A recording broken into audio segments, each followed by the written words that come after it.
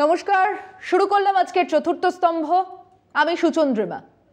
এমনিতে আমাদের দেশের গণতন্ত্র যে খুব আহামরি কিছু একটা ছিল তেমন মনে করার তো কোনো কারণ নেই। কারণ নেই এই জন্যই যে স্বাধীনতা এসেছে 1947 সালে, আজকেও 20% মানুষ নিরক্ষর, সই করার মতো অক্ষর জ্ঞানও নেই। দেশের 17% গ্রামে পানীয় জলের কোনো ব্যবস্থাই নেই। দেশের 19% অঞ্চলে এখনো বিদ্যুৎ পৌঁছয়নি। এখনো দেশের 80 কোটি মানুষকে সরকারের দেওয়া 5 কেজি আনাজের জন্য হাপিত্তেশ করে বসে থাকতে হয়। আজকের হিসেবে দেশের 93% মানুষের কাছে আছে 20% সম্পদ, আর 7% কাছে আছে 80% সম্পদ।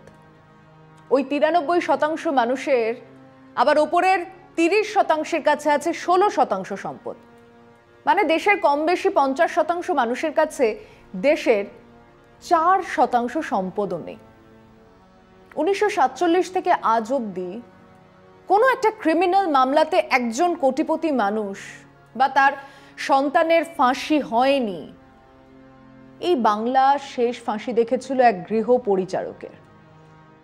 এত বৈষম্য বলেই দেয় যে গণতন্ত্র মানে আমাদের দেশে বহাল গণতন্ত্রে কেমিক্যাল লোচা আছে, ভালো রকমের গড়বড় আছে। এই গণতন্ত্র দেশের পয়সাওয়ালা মানুষজনের গণতন্ত্র, তাদের শিক্ষার গণতন্ত্র, তাদের আমোদ প্রমোদ আহ্লাদের গণতন্ত্র। কিন্তু তবুও তাও বাঁচিয়ে রাখার চেষ্টা চালাতে হয় বইকে। যদি সেটুকুও চলে যায় তাহলে চুইয়ে পড়া যেটুকু জোটে সেটুকুরও গঙ্গা যাত্রা হয়ে যাবে।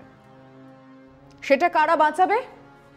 সেটা দায়িত্ব কিন্তু ওই মধ্যবিত্ত গরিব মানুষজনের। গণতন্ত্রের সব থেকে বড় উৎসবের পরিসংখ্যান তো তাই বলে। দেশের সব থেকে ধনী এলাকাগুলোতে ভোট দানের হার 45% কম। অন্যদিকে দেশের দরিদ্রতম এলাকায় ভোট পড়ে 70% বা তারও বেশি। সেদিন 300, 400, 500 টাকার বিনিময়ে ভোট বিক্রি হয়। সেদিন এক প্যাকেট আলুর দম, ঘুগনি, পাউরুটি, মুড়ির জন্য ভোট পড়ে। এক বোতল কম দামি মদ হলে তো কথাই নেই। আহা, আমাদের গণতন্ত্র। দেশের মানুষ গরিব তাতে কি? দেশের নেতারা বড় লোক, লেখাপড়া করে যে গাড়ি ঘোড়া চড়ে সে ছোট্টবেলায় এমনটাই বোঝানো হতো। এখন অনেক সোজা আর সরল হিসেবে বড়লোক হওয়ার সব থেকে সোজা উপায় হলো রাজনীতিতে নামা, এমপি এমএলএ হওয়া। ব্যবসা করো, দোকান খোলো, বিভিন্ন সার্ভিস দাও, তার জন্য বহু খাটাখাটনি, তার জন্য বহু পরিশ্রম, তার জন্য অনেক হ্যাপা সহ্য করতে হবে। সোজা এবং সরল উপায় হলো রাজনীতিতে নামুন। মানুষের সেবা করার কথা রামকৃষ্ণ বিবেকানন্দ বলে গেছেন। মানুষের সেবা করুন, পয়সা স্বাচ্ছন্দ্য ঝরে ঝরে পড়বে। কেবল আপনাকে আপনার বিবেক বাঁধা রাখতে হবে গড়ের মাঠে। আপনার মনুষ্যত্ববোধ, বুদ্ধি, চেতনাগুলোকে বাবুঘাটে ছেড়ে আসতে হবে। তারা ভেলপুরি ফুচকা খাক, গঙ্গায় নৌকো করে ঘুরুক, আপনি মন দিয়ে রাজনীতি করুন। ভাবছেন কেবল শাসক দলের রাজনীতি করতে হবে? না না, কেবল রাজনীতি করতে হবে, যে কোনো দলের রাজনীতি। তারপর পঞ্চায়েত সদস্য, কাউন্সিলর, এমএলএ, এমপি, এরকম কিছু একটা।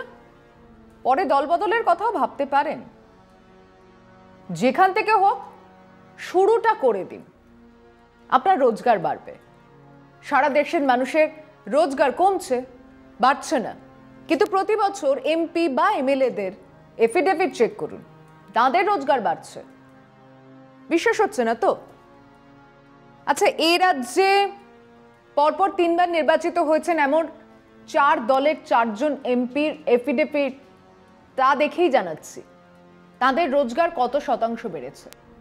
তার আগে দেখে নিন আমাদের দেশের মাথাপিছু রোজগার কত বেড়েছে। দেখাচ্ছে একটা বিরতির পর ফিরে এসে, সঙ্গে থাকবেন। 2014-তে মাথাপিছু রোজগার ছিল 72,805 টাকা। সেটা 2022-23-এ হয়েছে 98,374। এটা গড় হিসেব, মানে এতে আপনার রোজগার আছে, আপনার পাড়ার কালোদা যিনি চা বিক্রি করেন তার রোজগার আছে, হাবুদা যিনি রিক্সা চালান তার রোজগার আছে, আবার মুকেশ আম্বানির রোজগারও আছে। আয়ের বৈষম্যকে যদি বাদ দিয়ে হিসেব করা যেত ভালো হতো, কিন্তু সরকার সেরকম কোনো হিসেব করে না, করলেও জানায় না। আমার ধারণা ওপরের রোজগার মানে ওপরের 20% মানুষের মোট আয় বাদ দিয়ে আয়ের গড় হিসেব বার করলে সেটা ওই 70-72 হাজারেই থাকবে, কিংবা তার কমই হবে।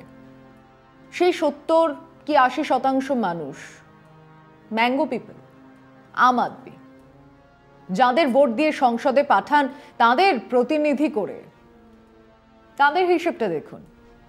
শুভেন্দু অধিকারী, ওনার 2014-তে মোট ঘোষিত সম্পদ ছিল 64,80,767, আর 2021-এ সেটা হয়েছে 1,05,52,749। ওনার 15টা ব্যাংক অ্যাকাউন্ট আছে, 6টা লাইফ ইন্স্যুরেন্স পলিসি আছে, কৃষি জমি আছে 2টো, অকৃষি জমি আছে 7টা, বাড়ি আছে 3খানা। উল্টো দিকে সুদীপ বন্দ্যোপাধ্যায়, 2009-এ ওনার মোট ঘোষিত সম্পদ ছিল 41,87,479, 2019-এ সেটা ছিল 6,11,36,355। আসুন অধীর চৌধুরীর দিকে তাকানো যাক। 2009-এ মোট ঘোষিত সম্পদ ছিল 2,99,43,557 টাকা, আর 2019-এ মানে 10 বছর পরে সেটা ছিল 10,13,15,437 টাকা। এবারে আসুন হিসেব নিই মোহাম্মদ সেলিমের। 2009 সালে ছিল 84,56,467 টাকা, আর 2019-এ সেটাই হয়েছিল 96,90,051 টাকা। মাথায় রাখবেন উনি কিন্তু পার্টির হোল টাইমার, সর্বসময়ের কর্মী। এই পর্যন্ত শুনে কেউ কেউ উসকুস করছেন, কই মমতা ব্যানার্জির হিসেব দিলেন না তো? দিতে কি ভয় লাগছে? না, লাগছে না।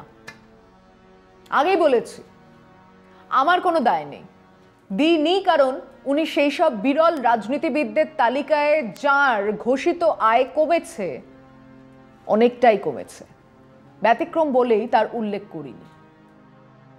এবারে বিষয় ফেরা যাক। আমাদের রাজ্যের হিসেব তো হলো, এবার দেশের কথায়।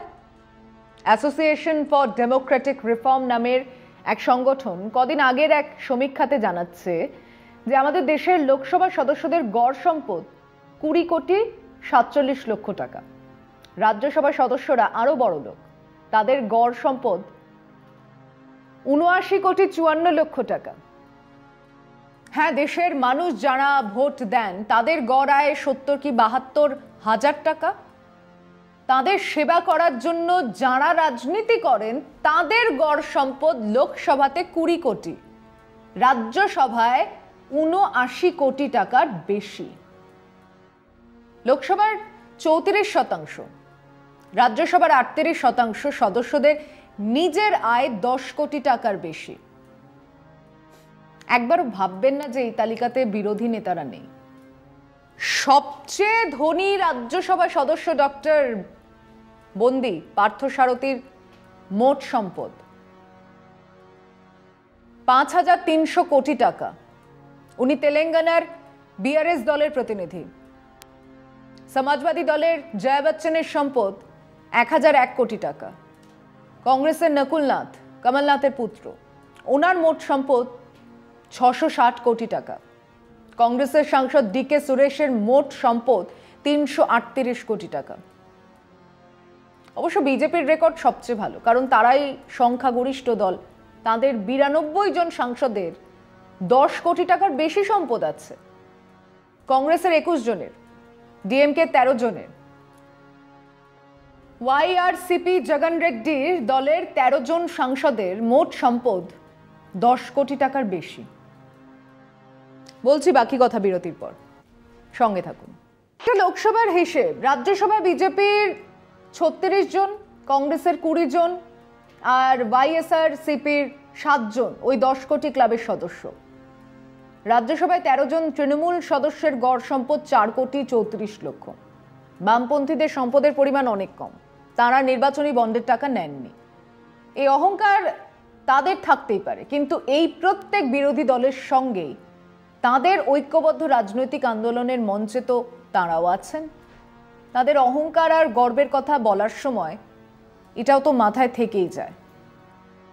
তো যে কথা দিয়ে শুরু করেছিলাম, খুব তাড়াতাড়ি বিরাট বড়লোক হতে চাইলে রাজনীতিতে নামুন। নামার বহু উপায় আছে, শর্টকাট পদ্ধতি আছে। খুব শিগগিরই কেউ সেই শিক্ষার কোর্সও শুরু করবে। ট্রেন কম্পার্টমেন্টে 100টি সহজ উপায় ব্যবসা শুরু করুন, 50টি টাকা অর্জনের পদ্ধতি ইত্যাদি বইয়ের মধ্যে এই কোর্স এলো বলে। বড়লোক হতে চাইলে রাজনীতি করুন, পলিটিক্স করুন, কিন্তু সেই অবশিষ্ট গণতন্ত্র মোদিজির পছন্দ নয়। আসলে আরএসএস, বিজেপি সাধারণ ধারণাই তো গণতন্ত্রের উল্টো পথে চলে। তারা মনে করে এক রাষ্ট্র, এক ভাষা, এক নেতা, সেখানে নির্বাচন এক বোঝা মাত্র।